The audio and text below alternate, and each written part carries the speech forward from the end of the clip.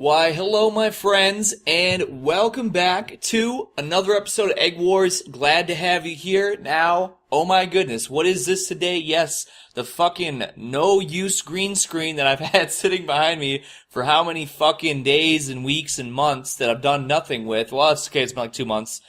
I'm gonna use it now. I'm gonna put shit up on here now, and I don't know what I want to put up on here quite yet, so I'm just gonna put some random shit for now. But if anybody has any ideas, maybe, I like to shout out people when I do Egg Wars, you know what I mean? Maybe from now on, maybe somebody can get put up on this wall. We'll fucking green screen your channel up or your face or whatever, some shit going on. Hey, maybe we'll figure something out to do with that. Could be pretty cool. But I'm actually gonna I actually took the 30 seconds out of my day to get the levels adjusted properly with everything I needed. And I was like, hey, maybe that's probably a good idea. Kind of adjusted my location a little bit here. I'm kind of a little bit twisted right now. I'm kind of shoving myself in this corner. So there's probably some more I could do yet to readjust, but we'll get there in time. Anyways, glad to have you here with me. Let's go ahead, my boys. Somebody told me I was supposed to shake this yesterday. Shake gently.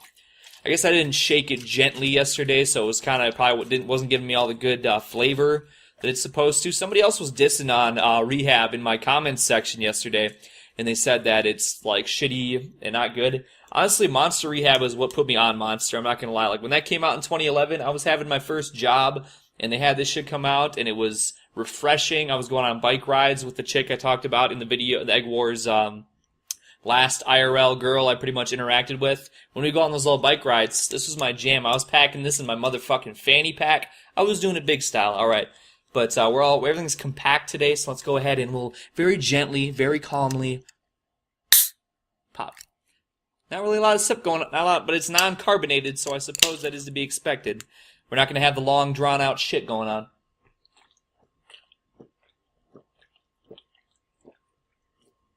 I'm kind of more on my mellow shit today.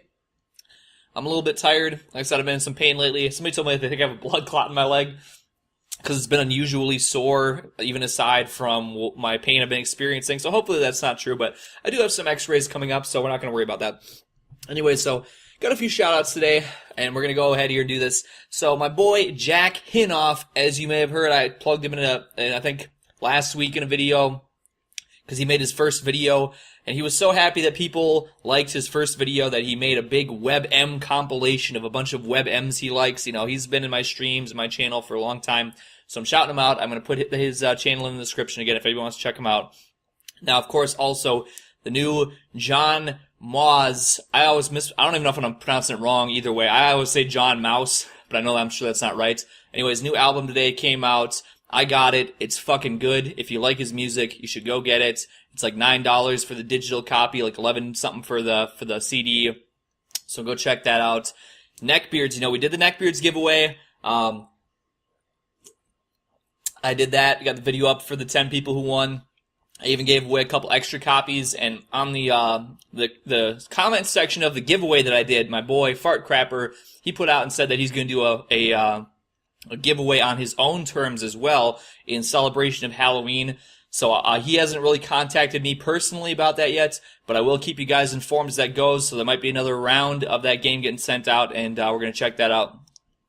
I've also been approached in the last few days to be on a college radio program next week, and I have shown interest in that, so I do believe that is going to be going on. Obviously, before, I've been on a couple things. Obviously, the Weekly Sweat, when I was supposed to be on there, it no longer existed, so that's not really going on right now, but hopefully this college program that I'll be on will go, and we'll see what's up with that. And also today I've been approached to give some commentary, some contribution towards a documentary that a gentleman is creating, and he seems to be pretty legitimate. I kind of checked him out, so I might be contributing to a documentary of sorts in the coming time here. So that's just some things out there that we're going to put out there today. I'm just kind of mellow today. You can probably hear it in my voice. I'm just kind of mellow. I'm kind of chill today, so that's just kind of what we're on right now. Now, as far as the discussion topic today, I went back. Last year I made a video of my Ask Eggy series regarding MMO experiences, and I went back and listened to it through it again, And really, the video was 14 minutes long, and it really just was kind of my very, very initial, contact with MMOs. And it wasn't quite as full-fleshed, even if you go back and look to some of the stuff I did last year, it's really interesting just how much more I'm able to enunciate and how much more I'm able to kind of use my voice. I'm kind of proud of myself for that, actually, but I'm not going to toot my own horn too much. But in regards to MMO experiences, I have been approached by people since I've been doing Egg Wars, and they said, Eggman, we would really like for you to just kind of touch on these topics some more, because obviously it's something that a lot of us, I'm sure, can relate to, that we had these formative periods of our youth, unless maybe you're a little bit older or maybe a little bit younger, because I'm sure I know people who have played World of Warcraft, who have played since 2006, and they were still playing. They'll buy the expansions and play a little bit. But I don't know, it's hard for me to imagine how somebody who maybe started playing 5 years ago when I wasn't even playing anymore and they're still playing today, and how the experiences would differ. But in any case, I'm sure there's probably been a lot of us have had some sort of, with our social atrophy that we've had, our social inabilities, our poor social health that we've had, perhaps we could be able to, have these times of our lives where we're using RuneScape or World of Warcraft, or, whatever the case might be, what else, there's been so many MMOs over the years. But there's a couple experiences I want to delve into a little more, on this particular instance, in this video. And I want to talk a little bit about maybe some of the negative health impact and sort of, the escapist qualities of these particular things, and some of the lifestyle choices that I made, and I'm sure other people maybe have made around this whole entire thing, that may have kind of culminated in some of our, situations that we find ourselves in today, or, what we might be using to kind of self-medicate while we're finding ourselves in such a very particular, situation where we're suffering from this withdrawal, or this total absence of real social interaction and this human affection, humanity that we seek from these particular, artificial constructs. I sound like a fucking college professor yet. Sound like a goddamn pseudo-intellectual. That's what I am, baby. So let me tell you a little bit like this, alright? I want to talk about, my most recent significant MMO experience, which I've mentioned this before, but I only talked about it for literally a minute in this old Ask Eggy video, so I'm going to delve into it a little bit more. And the game is still around, actually, and I do believe, from what I've been told, I could go back and play this game again, although my thing is that, when you're kind of addicted to something, and you're kind of I don't know, this is just me, when you're kind of forced to totally get off it cold turkey, or let's say there's, if it's a game you really like, you get banned from, or if there's a certain food you really like that all of a sudden you eat it one time and it's gross, or you get sick or something like that. You know how it is? It's like some flips in your brain where you just don't feel the same about it anymore. You can't return to where you used to be, or like me with World of Warcraft, when the Cataclysm expansion came out and the old world was destroyed, and I was so significantly invested in so many things to do with the old world because I had cleared the endgame content so immediately, and I had so much free time that I got so delved and invested in all this lore and quest master and all this different stuff. And when it was all gone, it was totally having my feet kicked out from under me, just the breath taken out of my lungs, it just wasn't the same, And so I think that's how I feel. But anyways, so Phantasy Star Online 2, the sequel to, there was Phantasy Star Universe, which I actually really never played. I did play Phantasy Star Portable because I have a modded PSP, and I actually taught myself Japanese. There is a translation guide out there for PSP for Phantasy Star Portable that I have, but I also taught myself some basic Japanese just to be able to play this game, and it was all right. But I originally had played Phantasy Star Online on the shithack server, years ago. I had, when I was very young, there was somebody who I knew who had a Dreamcast with the legitimate, and they had the GameCube with the legitimate GameCube modem and all that sort of thing. But, I played a significant portion on the shithack private server at the time. And so I was playing on there, and I have, dedicated a significant portion and, entire months of summer vacation into this game, into grinding, into trying to get as far in the end game content as I possibly could, because the level cap in Phantasy Star Online was level 200.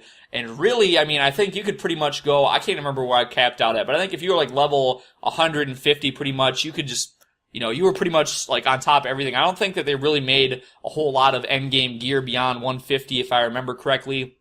And it would just take so many, it was pretty much just a ridiculous goal to try and reach that level. But Phantasy Star Online 2 comes around, and this is, the end of 2012, and there was a guy who I had worked with at the time who was into gaming, and he started playing it then. I did not have my PC then, but in 2013, and then when I eventually, I didn't have my graphics card immediately when I first built my PC, but I got it, a little bit later, and I started getting into playing the game, and very quickly, I found it to be very addictive. Now, I don't do much for the AAA games these days. I really don't play a whole lot of the brand new games. I don't really play a whole lot of the brand new releases. I've never played PUBG. I don't own it. The most probably recent-ish game that I've purchased, I did get Quake Champions recently. And the thing about these games is they're very much with the microtransactions. Even these games where you buy the games now, it's microtransactions, and there's skins, and there's da-da-da, and there's hats, and there's whatever the fuck there is, you know what I mean? And really, Phantasy Star Online 2 was a free-to-play game. It was a free-to-play MMO. The thing is that you were supposed to be, the reason why I eventually ended up getting banned from the game was you were supposed to only be able to connect from a Japanese IP. So when you would, there was something they had that was a launcher where they would basically run you through a proxy service, and you were able to play from a different country, and it would mask your IP for the time. So you would get in there, and they had like a plus package or a pro package, whatever the hell it was. I can't remember. I don't remember even whether the things did, but it did not take long for me after getting into the game. I was familiar with some of the background, some of the lore, some of the situations. It did not take long for me. I really enjoyed the atmosphere and the graphics and everything to say, you know what?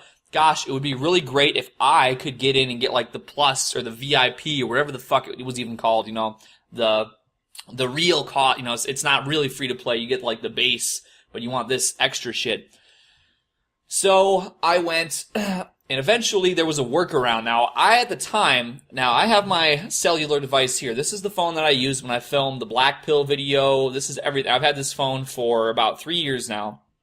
But I did not have a smartphone originally. I had a dumb phone for a long time. So I went ahead and I got an emulator for my computer for a smartphone. I was able to get, because there was this app that came with the game, because in Japan, the mobile market is so dominant that everything has to be mobile also. There has to be a mobile component to everything.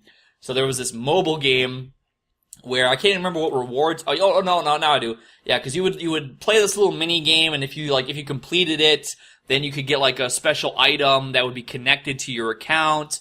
And then also through this mobile game was how you were able to, for somebody like me who was not Japanese, I was able to purchase the premium currency for Phantasy Star Online 2 through this mobile emulator in this mobile game. Using my Google Wallet, it would just automatically like convert the money to whatever I needed. And once I got all this figured out, once I was getting into this game, and once I had all this shit set up, I had the mobile emulator with the mini games I was playing it, sleep was no longer an interest. Sleep was no longer a factor in my life. It was not important. It meant nothing, because I got all this shit set up, and surprisingly enough, other than in my experience, other than that, bonus, that monthly, you got like maybe a little bit extra experience, like maybe you got some extra storage space, whatever the fuck it was that you paid your monthly thing for. You got the special, bonus VIP monthly, whatever. A lot of people were not interested in the loot box shit. I don't even remember how the loot box shit was even working in this game at the time, to be honest. I know it was there. I remember that because it was like, oh, you might get this special costume, you might get this, you might get that. a lot of these games that I run into, even now, because you still get that void in the heart where you want to try and find, something that just seems similar, something that just seems like it's appealing, but to me, with having such a history with the game, and I feel like this is probably also going to affect some of these games that are coming out these days, like Star Wars and all these games that are wanting to do the same thing with the costumes and the skins and that. I've never been much for a lot of these major franchises, but this was something that appealed to me, so I was, also in Phantasy Star Online 2, you would have your own rooms where you could get like the special wallpaper, you could get like the special everything. And the thing about these items, you, for the most part, if I recall correctly, you could also sell them on like the in-game market. And also, I think you had to have the bonus plus VIP, whatever, to be able to sell shit on the market, if I remember, buy stuff, whatever it was. So, there was all these things where I was like, wow, I could buy this whatever, and I could, I could get maybe this special thing for my room and have my guildmates could come into my room and hang out. I joined one of these great guilds that was there, and this guy was like one of the whales, they say, that spends a shit ton of money, and he had, all the most beautiful things. He had like drums and piano and guitar, and like everybody could play a band together, and he had a fucking like hot tub, and he had like this balcony out into outer space, all this crazy shit that was just so good, and my life was so shit. This was even before I was really into R9K and that sort of thing. This was like post-poll, post-red pill, I was like red pill rage, I was kind of winding off that. I was kind of just, I'm sure with a lot of people can relate, where you're just feeling so aimless in life. I just mentioned this to a guy on one of my comments to my videos.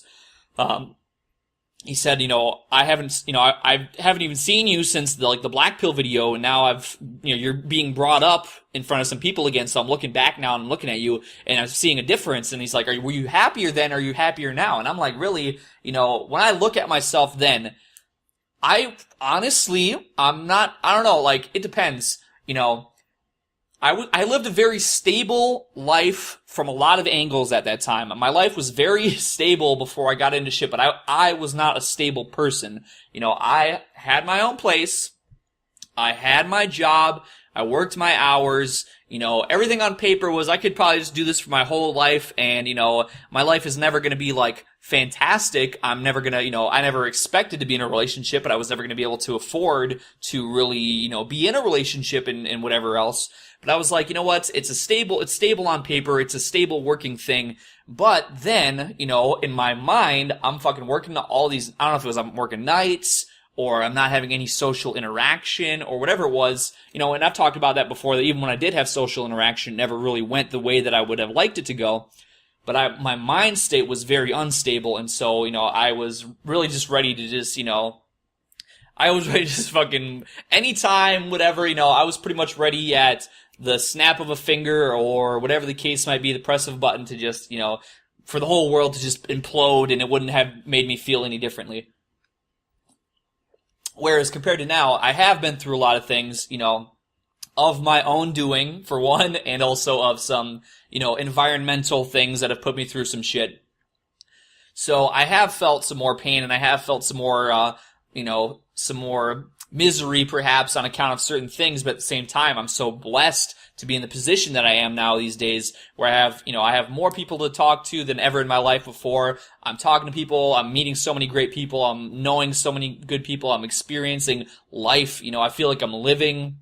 I didn't feel like I was alive at the time when I was doing all this, when I was really into this game and all this time, because that was my life. That's the way I saw it. I would even tell the people that I was working with, I would just continuously talk about PSO2 all the time, continuously all night, and it never stopped. I mean, I wish I could hit, these people maybe don't even remember working with me now, but at the time, it was very much like that. It was very much that I was, I'd go in and I'd be like, oh, in PSO2, they had these things called like emergency quests or emergency alerts, where every like 2 or 3 hours there would be this huge boss event that everybody would queue up for, and you'd all go in together and you'd fucking try to kill this boss, and you could get all, cool stuff. So I formed my entire, well, this probably wasn't healthy for me also, to be honest. I was probably foregoing a healthy amount of sleep. That's true. But I would form my sleep schedule around this, where I'd be setting hourly or so alarms to get up, sometimes I would just make myself sick. I don't know if anybody else feels this way, but for me, if I feel like tired and I don't know, it's like if I get up and I don't know, it's just weird. If I like wake up a few different times when I'm really tired, I get this like really sick feeling. I feel kind of just not very well. So there would be times like that where I'd be like, fuck it, it's not worth that. But otherwise, if I felt like it was worth it, I would get up, I would go. You couldn't idle because then you'd be inactive. So I would go and I'd log on. I'd leave like the login screen open so I could quick log on and quick get in, quick try to fight the boss and try to get what I could, whatever I don't even fucking remember experience I think was a huge part because you would get, if you were going in at like the lowest possible level, you might die and you might get nothing, or maybe you did get experience even if you died. It's been a long time, but it was worth it in any case. And then also I'd always have my fucking mobile emulator open right away so I could quick try and do the little mini games and try to get the little, gold or whatever I could sent to my in-game mailbox. But it was over a period of a few months. I think it was actually really the few months that were directly preceding, where I ended up getting banned from the game. And then I ended up, basically diving right back into 4chan, to kind of try to console me, to kind of try and keep my mind off shit. And then, the Elliot Rogers situation happened, which really had me zeroed in on R9K, and it kind of, led to the events that have led to our current day. And in regards to me anyway. And, I was getting into, cause I had a somewhat disposable income at the time. I wasn't making any decently large money. I'm not gonna say that. I think, I was working nights. I was making like $12, $13 an hour. But, I wasn't, I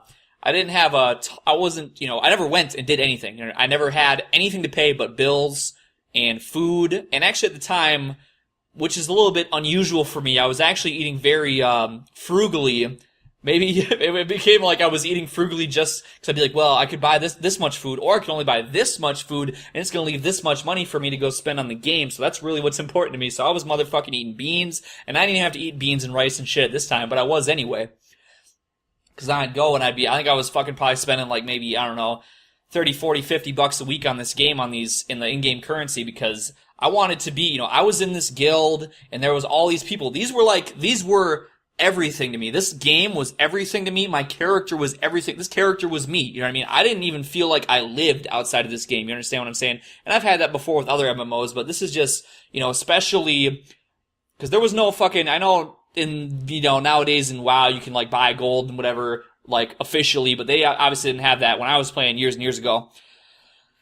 So this was like the first time where I'm like, I'm putting in a lot of time and I'm also putting in money and, I'm customizing my character in just such a way. I'm getting like the special, especially since it was such a Japanese game, they would do like collaborations with certain anime. They would do collaborations with certain other video games. They would do, they did all this stuff where you get all this special stuff and I'm like, oh, open up another loot box and I got this skin and I got that hairstyle and I got that couch and oh my goodness, I put it in my house and I paid money so I could unlock another block of space in my house and oh my god, my house is so good. And I would just fucking sit there and I would just sit there in the fucking dark for hours and I'd just be sitting there admiring my fucking digital pixels that mean nothing to me at all, but it was everything to me then. It was every fucking thing to me because I had nothing else in my fucking life. You understand what I'm saying? I had nothing else. There was nothing else.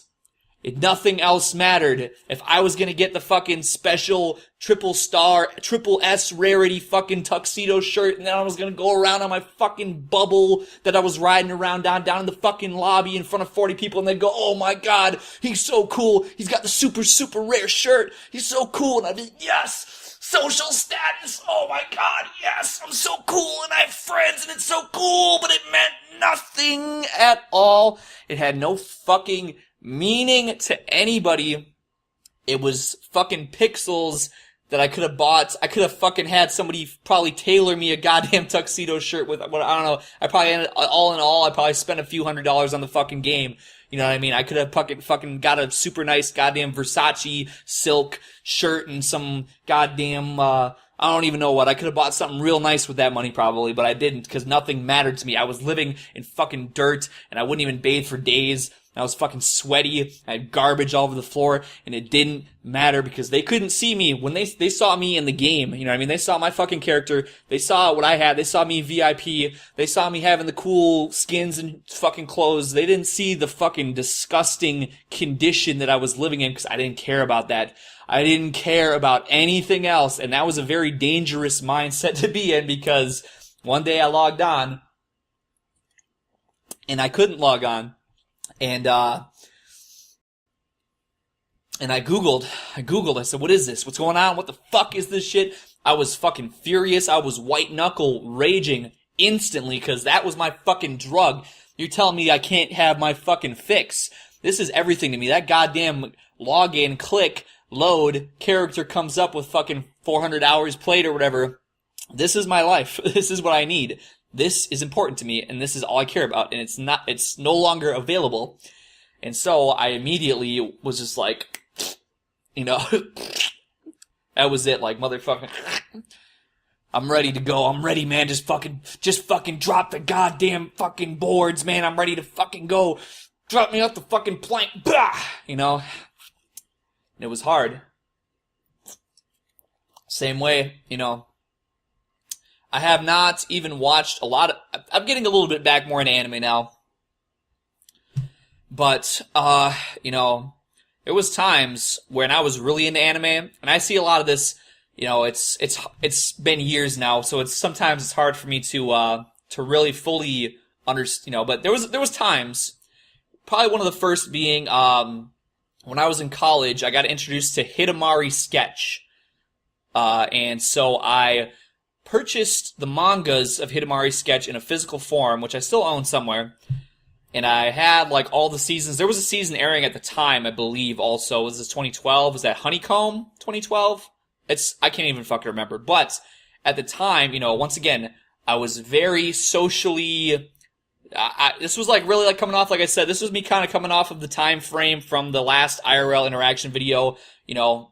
And obviously, of all fucking things, you know, Hidamari Sketch, I mean, you know, that's kind of a fucking creepy, thing for a grown man to become, like, really into, but I would just listen to the fucking theme song, and I would just imagine, you know, having, like, basically being, like, a fifth person, you know, in this group, like, oh, man, what if I was in Japan and I was friends with these cool art girls, and oh, it's so funny and it's so good, and I would just fucking sit there, and that would fucking be, like, I would just be thinking about it, I'd be fucking, like, basically just imagining myself, like, not even in my own body, not even in my own life. You know, I didn't give a fuck. I was like, what the fuck is this shit? You know, what am I living? What is this? I don't care. Turn off the lights. You know, fucking draw the curtain, block it out. I'm gonna sit here and listen to motherfucking anime OSTs and imagine myself in this anime. That'd be so cool if I was there.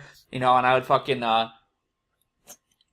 didn't buy any Figmas, of Hidamari Sketch at the time because I didn't have the money. But, you know, just online, on 4chan, whatever, just having discussions, just fucking circle jerking and all this different shit in regards to that. You know, it's just not healthy. It is not healthy, and I still don't live a healthy life. You know what I mean? I still don't, you know. Because the thing is that you cannot, there's no way to just, you know, there's no way to be like, oh, well, you know what? Hey, man, I think I'm just gonna get up today. I'm gonna get up. I'm gonna have social now. I'm gonna be social. Woo! I'm social, and I got friends now, and woo! You know, life doesn't work that way. It does not work that way, especially not for me. You would think maybe at this point it would be different. I get a lot of that now that I'm, you know, gosh darn Eggman, you gosh darn normal fag. You're all normal now, and I'm obviously, like I said, I just watched that MMO video that I had up here, and it's much, you know, even I thought back then that I was, you know, maybe at the same level I am now, but it's in that video I'm like, hey guys, what's going on? How you doing? Good to see you. So, you know, I still, even in just that year's period of taking the time to talk so much, you know, I guess that's given me some good verbal skills, maybe, whatever. Hold on, it's about out. Right in the trash bag.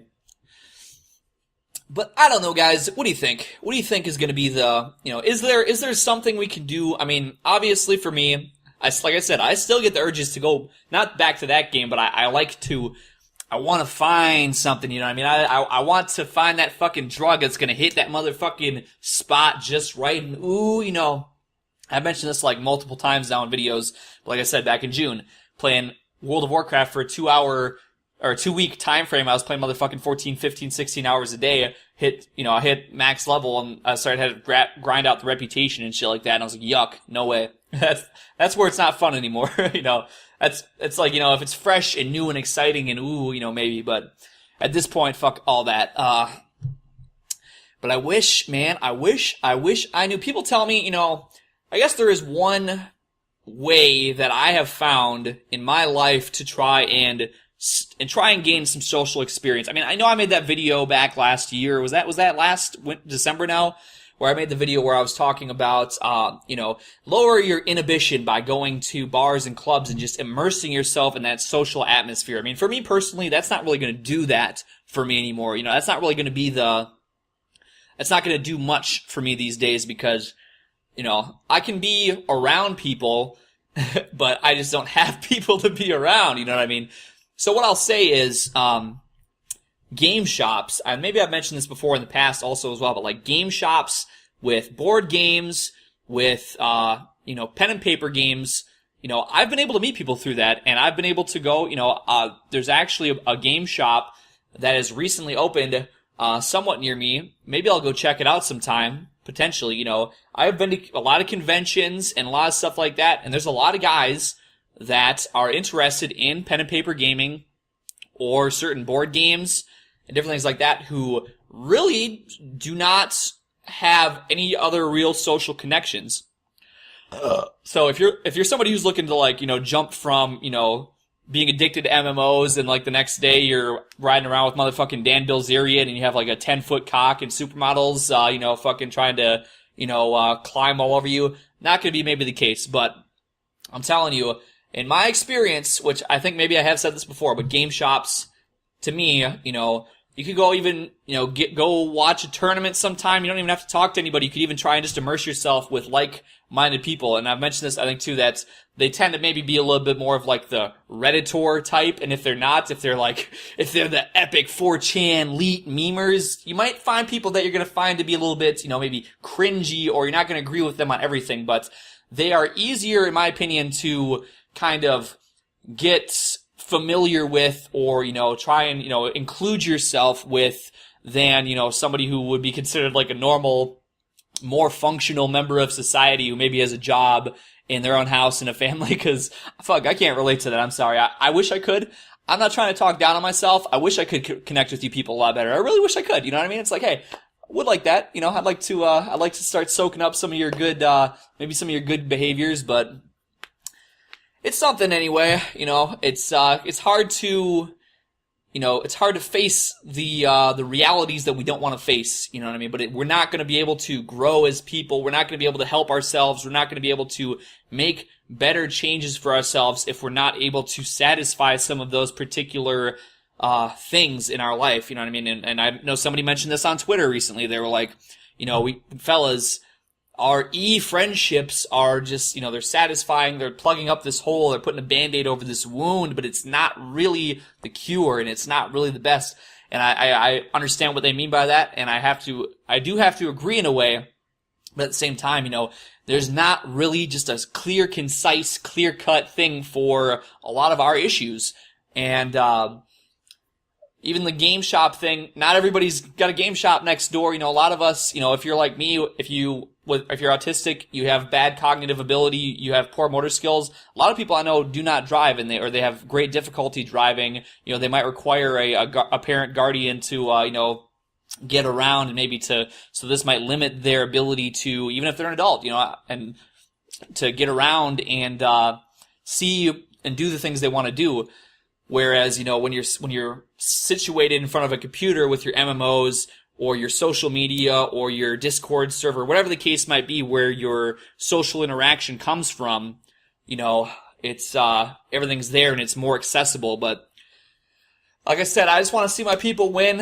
I've been down. I've really been down, and I've been to the point where, I've totally disregarded my entire life and really just been only into things that are escapist, and And I don't know, I might not really be fully out of it yet. You never know, fuck, they come out tomorrow with the motherfucking holographic women and all, you never know what might be the next step that just might usurp me yet, and I might fall into it and be like, this is what I really want, fuck it, I don't care about anything else.